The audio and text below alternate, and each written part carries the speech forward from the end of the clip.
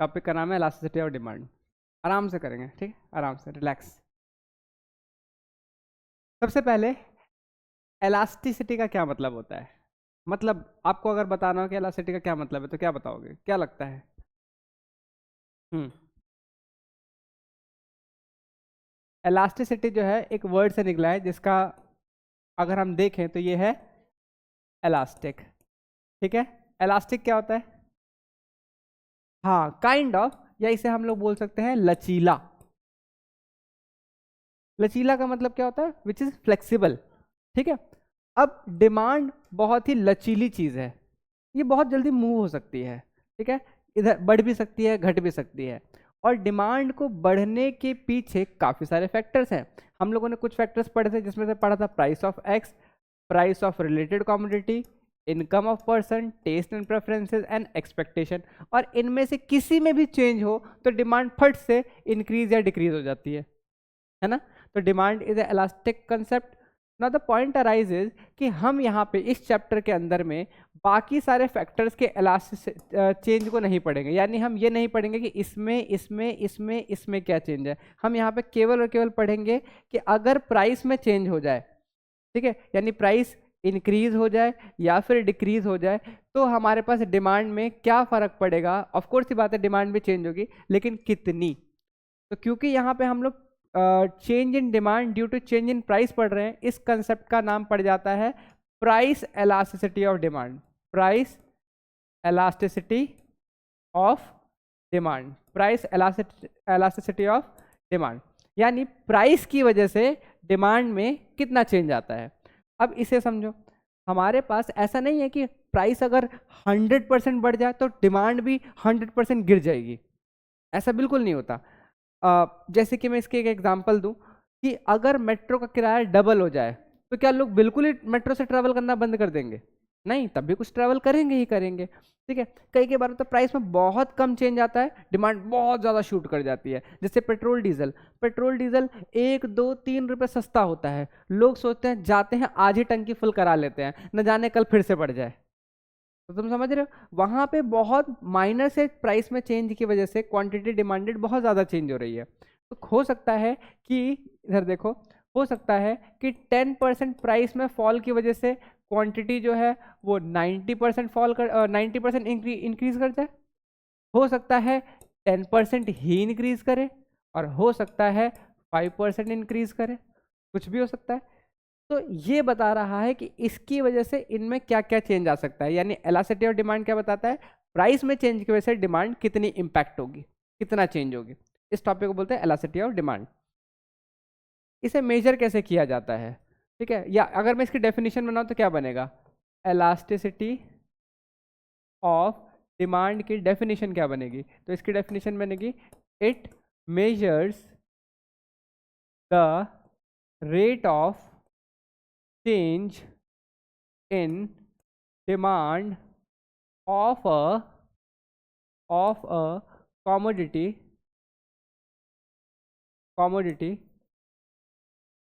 due to change in its price।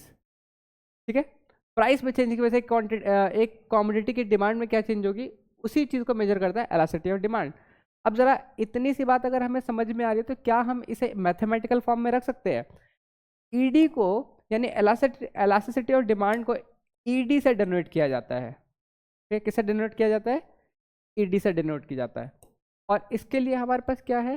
Percentage change in demand upon में percentage change in price का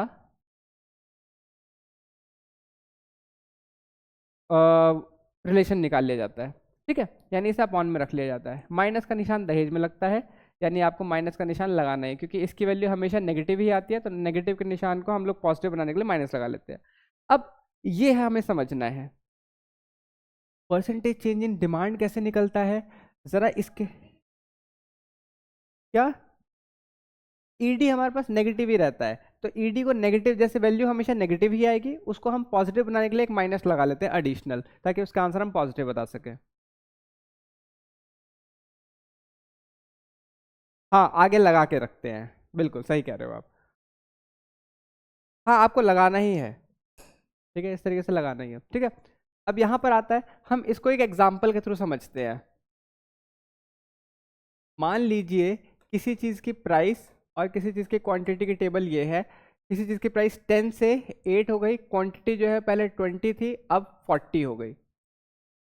तो जो पहले वाला प्राइस है उसे बोला जाएगा P0 और जो नया प्राइस है उसे क्या बोला जाएगा P1। पहले वाली जो क्वांटिटी उसे बोला जाएगा Q0 और नई वाली क्वांटिटी को क्या बोला जाएगा Q1। अब आपसे कोई कह दे कि परसेंटेज चेंज इन डिमांड निकालो, परसेंटेज चेंज इन डिमांड निकालो, तो हम किस तरीके से निकाल सकते हैं? हम निकाल सकते हैं चेंज अपॉन में इनिशियल इनटू में 100, यानी कितना चेंज आया, इनिशियली कितना था इनटू में 100। यानी अगर मैं इस फॉर्मूले के हिसाब से रखने की कोशिश करूं परसेंटेज चेंज इन डिमांड या क्वांटिटी डिमांडेड, तो वो क्या हो जाएगा, चेंज कैसे निकालेंगे, Q1 minus Q0, Q1 minus Q0, initially कितना था Q0 इनटू में 100। तो भाई इससे क्या निकला, परसेंटेज चेंज इन डिमांड निकला। इसी से हम क्या कर सकते हैं, दूसरा भी निकाल सकते हैं, परसेंटेज चेंज इन प्राइस। तो परसेंटेज चेंज इन प्राइस कैसे निकालेंगे,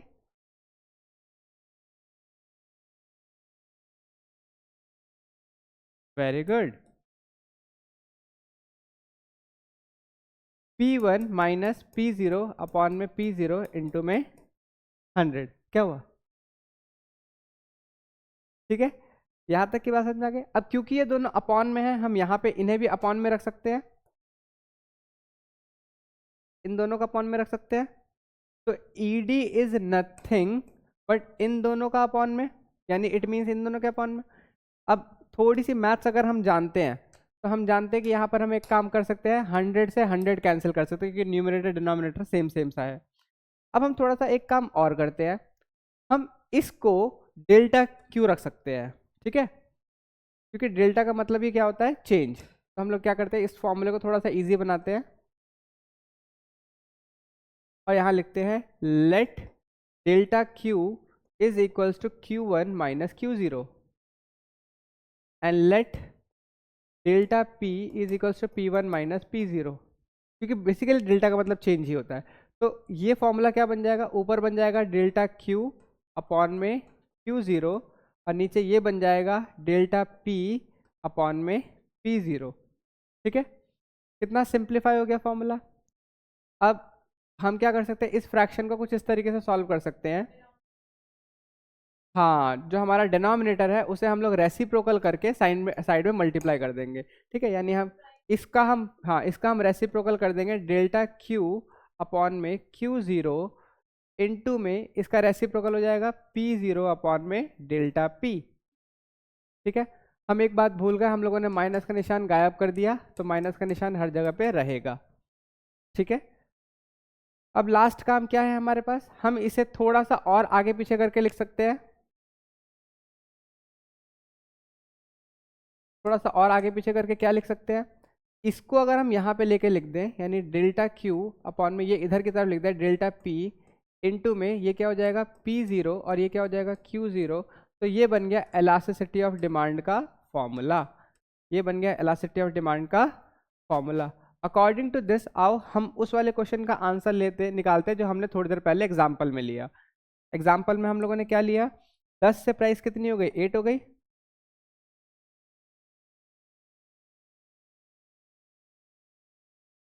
प्राइस कितना था, प्राइस था 10 फिर हो गया 8, यानी P0 P1, क्वांटिटी पे क्या चेंज आया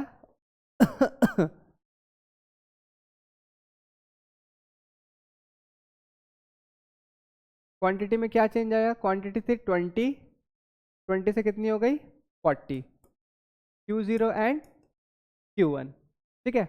आओ इस फॉर्मूले में रखते हैं डेल्टा क्यू, डेल्टा क्यू यानी Q1 minus Q0, 40 minus 20 delta P, P1 minus P0 that is 8 minus 10, यहाँ माइनस का निशान तो रहेगा ही, multiplied by P0, P0 is 10, Q0 is 20. Solve it further.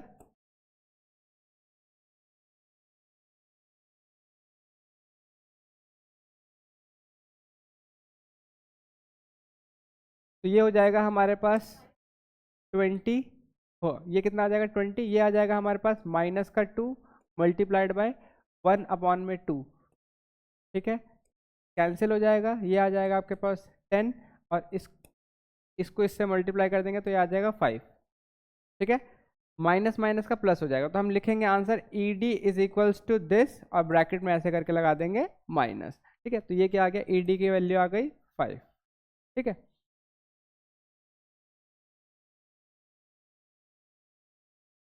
हाँ, ठीक है। अब इसी बेसिस पे यानी सेम चीज के बेसिस पे जो भी मैंने आपको यहाँ पे भी रामचरितमानस बताई है इतनी लंबी चौड़ी, इसी के बेसिस पे हम इसके कुछ केसेस करेंगे, ठीक है, इसी के बेसिस पे हम लोग इसके क्या करेंगे, कुछ केसेस करेंगे। चलो आओ कुछ केसेस डिस्कस करते हैं।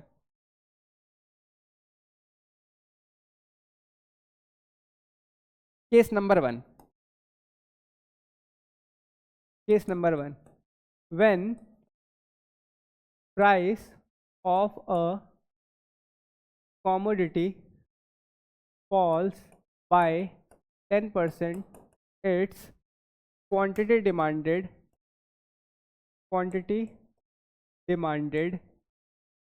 increases by 30%, calculate ED. तो सिंपल है, ये परसेंटेज मेथड से परसेंटेज वाले मेथड से बहुत सिंपली निकल जाएगा। ED is equals to percentage change in quantity upon में परसेंटेज चेंज इन प्राइस, यही था फॉर्मूला हमारे पास। क्वांटिटी में कितने परसेंट का चेंज आ रहा है, 30% का, प्राइस में कितने परसेंट का चेंज आ रहा है, 10% का, कितना आ जाएगा 3, तो ईडी की वैल्यू क्या आ जाएगी, ईडी इज इक्वल्स टू 3। हाँ, जो हम लोगों ने अभी केसेस करने शुरू किए ना, तो अभी हम लोग केसेस करते हुए सारे के सारे पार्ट को लेके चलेंगे।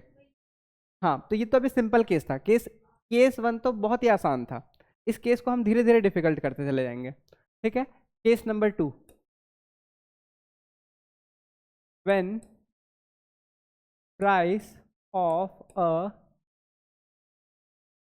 commodity increases by 20%, its demand falls from 40 to 25 units. Calculate ED। अब यहाँ पर देखो, यहाँ पे हमारे को एक चेंज तो दिया है परसेंटेज में और एक चेंज जो दे रहा है हमारे को वो किस में दे रहा है, क्वांटिटी में।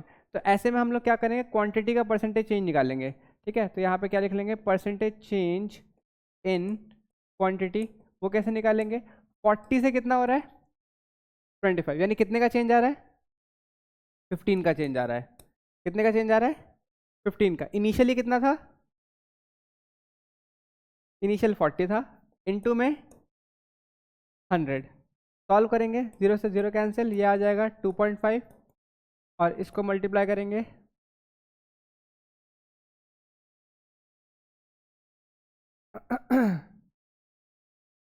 आई गेस ये आ जाएगा 37.5%, कितना आ गया 37.5% आ गया, एक सेकंड, हाँ 37.5% आ गया। अब हम क्या करेंगे, हमारे को दोनों वैल्यूज पता चल गई, परसेंटेज चेंज इन प्राइस भी पता चल गया, परसेंटेज चेंज इन क्वांटिटी भी पता चल गई। तो हम लोग लिख देंगे percentage change in quantity is 37.5% upon में 20%, ठीक है, परसेंट से परसेंट कैंसिल हो जाएगा और ये हो जाएगा हमारे पास 3.75 अपॉन में 2 और इसे डिवाइड करेंगे तो ये आ जाएगा 2 1 ज़ा 2, 2 8 ज़ा 16 एंड 2 7 ज़ा 14, 2 5 ज़ा 2 7 ज़ा 14, 2 5 ज़ा 10, ठीक है। तो ईडी की वैल्यू कितनी आ गई हमारे पास, ईडी इज इक्वल्स टू -1.87 ठीक है। ये हो गया case number 2। Case number 3,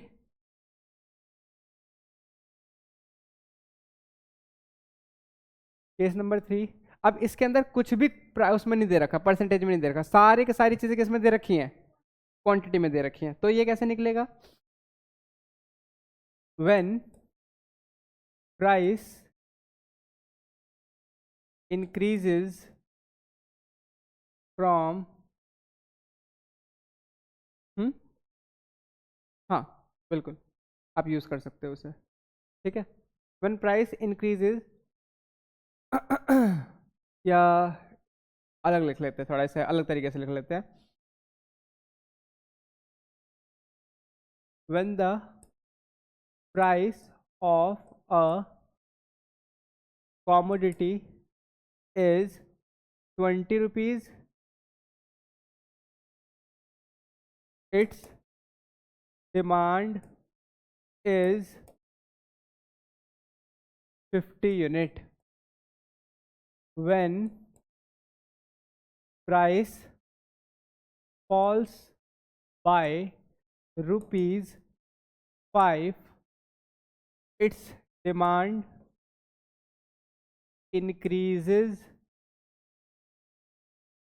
by 10 units. Calculate ED. अब ED कैलकुलेट करना फिर से कैसे निकलेगा, हम यहाँ पे इसके लिए क्या बना लेंगे, एक बॉक्स बना लेंगे बढ़िया सा, कभी भी ऐसे दे रखा हो तो बॉक्स बना लो, ठीक है। यहाँ पर आ जाएगा प्राइस, यहाँ पर आ जाएगा क्वांटिटी। प्राइस कितना दे रखा है 20, और वो क्या कह रहा है 20 से वो प्राइस कितना गिर गया, 5 गिर गया, यानी 5 यूनिट 5 रुपीज़ कम हो गया, तो नया प्राइस कितना हो जाएगा 15। क्वांटिटी के बारे में अगर बात करें तो क्वांटिटी कितनी थी, 50 यूनिट क्वांटिटी इनिशियली थी, और क्या जैसे ही प्राइस गिरा क्वांटिटी कितने से बढ़ गई, 10 यूनिट से बढ़ गई, यानी यहाँ से यहाँ तक में कितना इंक्रीज हो गया 10 यूनिट का, तो ये कितना हो गया 60 हो गया। तो अब हमारे को ईडी निकालना है, तो इसके लिए हम लोग कौन सा फॉर्मूला लगा लेंगे, इसके लिए हम लोग वो वाला फॉर्मूला लगाएंगे जिसमें हमारे पास केवल यूनिट्स ही थी, ठीक है। इसके बाद जहाँ पे हमारे पास केवल यूनिट्स ही थी, डेल्टा क्यू अपॉन में डेल्टा पी इंटू में P0 Q0, ठीक है।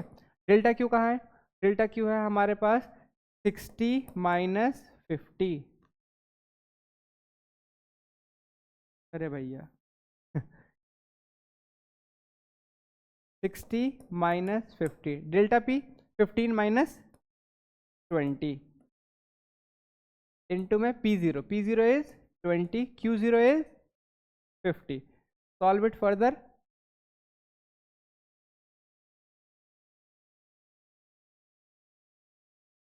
तो ये हो जाएगा हमारे पास, ये आ जाएगा 10, ये आ जाएगा 5 माइनस का इंटू में 2 अपॉन में 5, 5 1 जार 5, 5 2 जार 10, 2 2 जार 4 अपॉन में 5 माइनस, ये आ जाएगा ED is equals to minus 0.8, clear.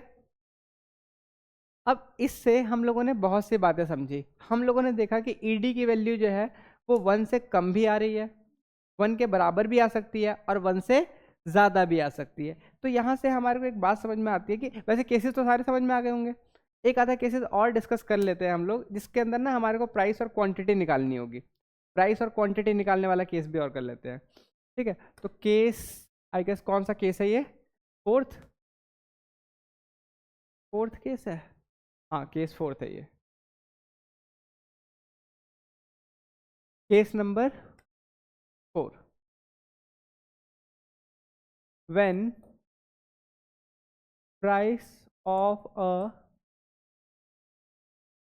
commodity is rupees 10, its demand is 20 unit, when price falls by 20%, what will be its new demand, when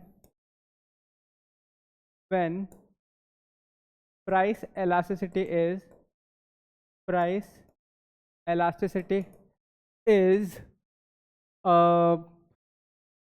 2,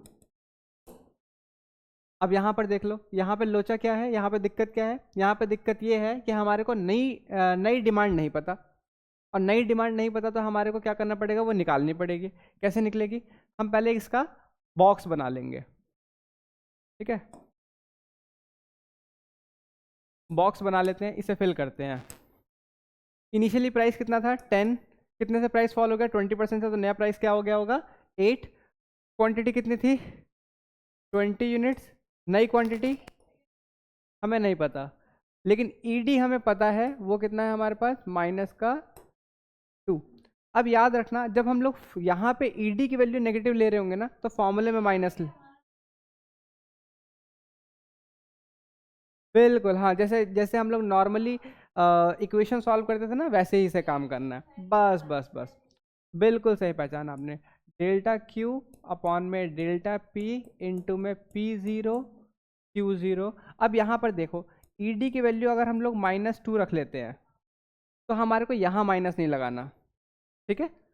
अब यहाँ पर क्या हो जाएगा, डेल्टा क्यू कितना आ जाएगा x -20,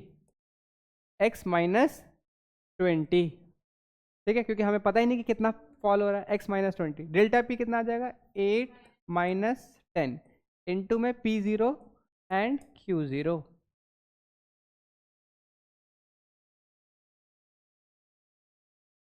सॉल्व करते चले जाएंगे अब हम। -2 ये हो जाएगा x-20, यहाँ पर आ जाएगा -2 इंटू 1/2। फर्दर सॉल्व करेंगे x-20, ये हो जाएगा हमारे पास -4 is equals to -2। Cross multiply कर देंगे, ठीक है। अब हम क्या कर देंगे, cross multiply,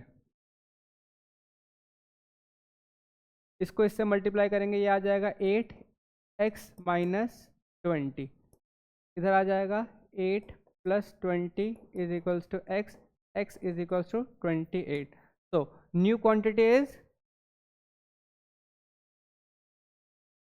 new quantity is 28 units. I hope हम लोगों ने सारी बातें कवर कर ली होंगे, ठीक है। अब क्योंकि हम लोगों ने फिर से एक बात समझ ली कि इलास्टिसिटी ऑफ डिमांड की वैल्यू कुछ भी आ सकती है, 0 भी आ सकती है, 1 भी आ सकती है, 1 से, तो यहाँ से एक टॉपिक आता है, वो आता है डिग्री ऑफ इलास्टिसिटी। क्या आता है, डिग्री ऑफ इलास्टिसिटी। अब ये डिग्री क्या है, डिग्री का मतलब क्या होता है कि कितना, क्या इसका रेंज हो सकता है, कितना मैक्सिमम और कितना मिनिमम वैल्यू हो सकता है। तो डिग्री ऑफ इलास्टिसिटी ये जाता है हमारे पास 3 वैल्यू बनाता है, ठीक है। एक वैल्यू होती है हमारे पास, यानी इसकी डिग्री ऑफ इलास्टिसिटी जो हो सकती है, मिनिमम हो सकती है 0, मैक्सिमम हो सकती है इन्फिनिटी, और एक वैल्यू हो सकती है इसमें 1। ये इसकी मिनिमम वैल्यू, ये इसकी मैक्सिमम वैल्यू, ये एक इसकी मॉडरेट वैल्यू, ठीक है। अगर 0 है तो हम लोग उसे बोलते हैं इन एलास्टिक। इन एलास्टिक का मतलब क्या, इन इलास्टिक का मतलब कि प्राइस में चेंज की वजह से क्वांटिटी पे कोई फर्क नहीं पड़ रहा, ठीक है। प्राइस में चेंज की वजह से क्वांटिटी में कोई फर्क नहीं पड़ रहा। 1 का मतलब होता है हमारे पास यूनिटरी इलास्टिक, इसे हम लोग क्या बोलते हैं,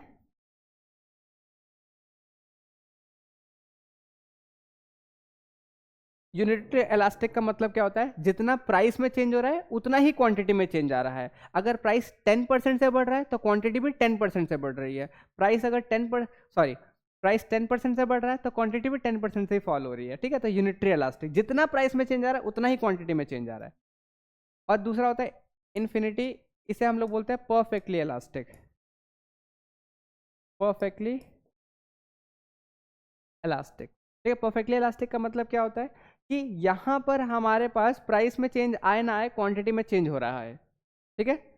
प्राइस में चेंज आए ना आए, क्वांटिटी में चेंज हो रहा है। ईडी की वैल्यू इनके बीच में भी लाई कर सकती है और इसके बीच में भी लाई कर सकती है। तो जब यहाँ पर वैल्यू आएगी तो वो 0 से ज़्यादा होगी और 1 से कम होगी, यानी ईडी की वैल्यू यहाँ पर 1 से कम होगी और 0 से ज़्यादा होगी। तो ऐसे में इसको हम लोग बोलते हैं लेस देन यूनिट इलास्टिक। इसको क्या बोलते हैं, less than unit elastic. Less than unit elastic का क्या मतलब होता है कि प्राइस में बहुत चेंज पे क्वांटिटी में थोड़ा ही चेंज आ रहा है, प्राइस बहुत ज़्यादा चेंज हो रही है लेकिन क्वांटिटी बहुत कम चेंज हो रही है।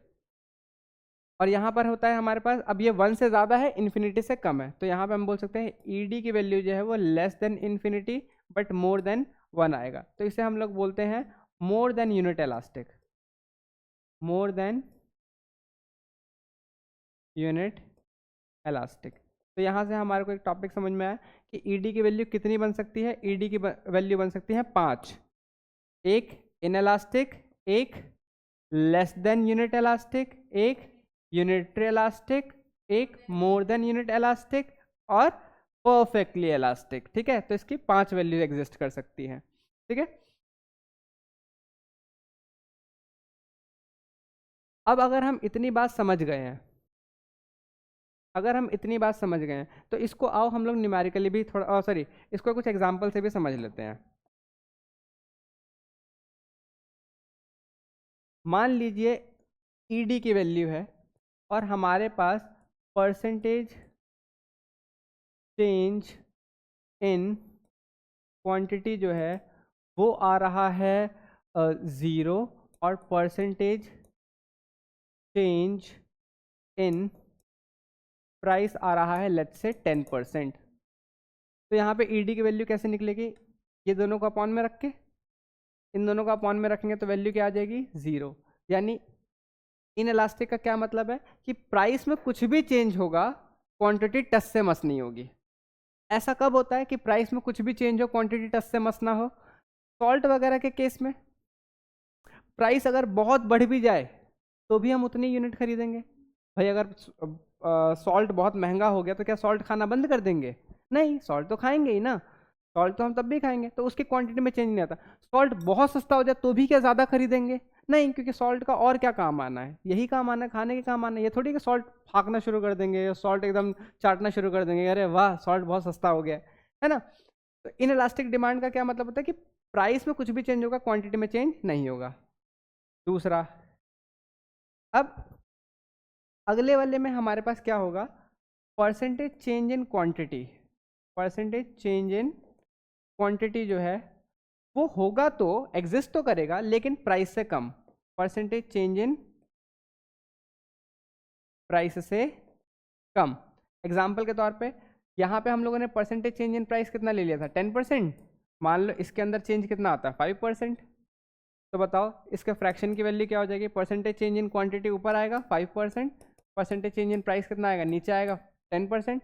सॉल्व करोगे तो कितना बनेगा, ये बनेगा 0.5।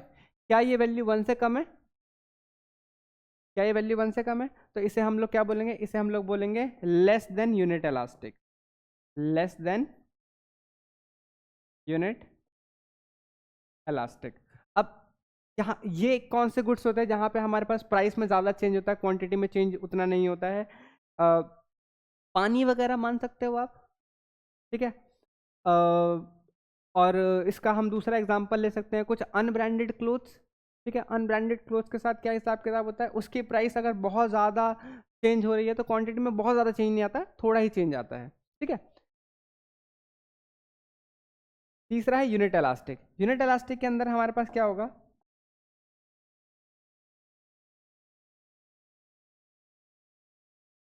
नहीं, इसके अंदर, हाँ इसके अंदर होगा हमारे पास percentage change in quantity, percentage change in quantity बराबर होगा किसके, percentage change in, percentage change in price के, यानी इन दोनों में चेंज सेम ही होगा। मान लीजिए परसेंटेज चेंज इन प्राइस जो आ रहा है वो 10% आ रहा है, परसेंटेज चेंज इन क्वांटिटी भी कितना आएगा 10%, यानी 10% प्राइस फॉल होगी क्वांटिटी 10% से बढ़ जाएगी। तो ईडी की वैल्यू कैसे निकालते हैं, परसेंटेज चेंज इन क्वांटिटी ऊपर, परसेंटेज चेंज इन प्राइस नीचे, कैंसिल करेंगे कितनी आ गई वैल्यू, इसे बोलेंगे हम लोग यूनिट इलास्टिक, ठीक है। पेट्रोल वगैरह के प्राइसेस में ऐसा हो सकता है।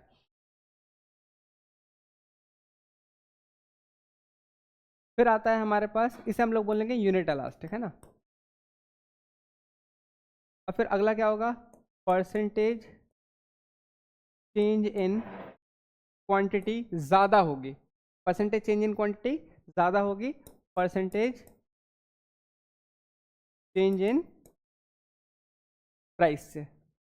यानी प्राइस में अगर हम बात करें 10% का चेंज आ रहा है, क्वांटिटी में कितना चेंज आ रहा है, लेट्स से 20% का। अरे वाह, 20% अपॉन में 10%, वैल्यू कितनी आ गई 2, यानी ये 1 से ज़्यादा है तो इसे हम लोग क्या बोलेंगे, मोर देन यूनिट इलास्टिक। समझ आई बात। अब लास्ट क्या बचा, लास्ट ये बचा कि क्वांटिटी में तो चेंज होगा, प्राइस में कोई चेंज नहीं होगा। क्वांटिटी बढ़ भी सकती है, घट भी सकती है, प्राइस में कोई चेंज नहीं होगा। ठीक है, quantity percentage change in quantity, तो मान लो आपके पास 20% है, लेकिन परसेंटेज चेंज इन प्राइस जो है वो 0 है। तो ऐसे में हमारे पास क्या हो जाएगा, ED 10 अपॉन में 0, इसकी वैल्यू कितनी आ जाएगी, इन्फिनिटी। तो इसे हम लोग बोलते हैं परफेक्टली इलास्टिक। क्या बोलते हैं इसे, परफेक्टली इलास्टिक। नेक्स्ट क्लास में हम लोग करेंगे इसके ग्राफ्स।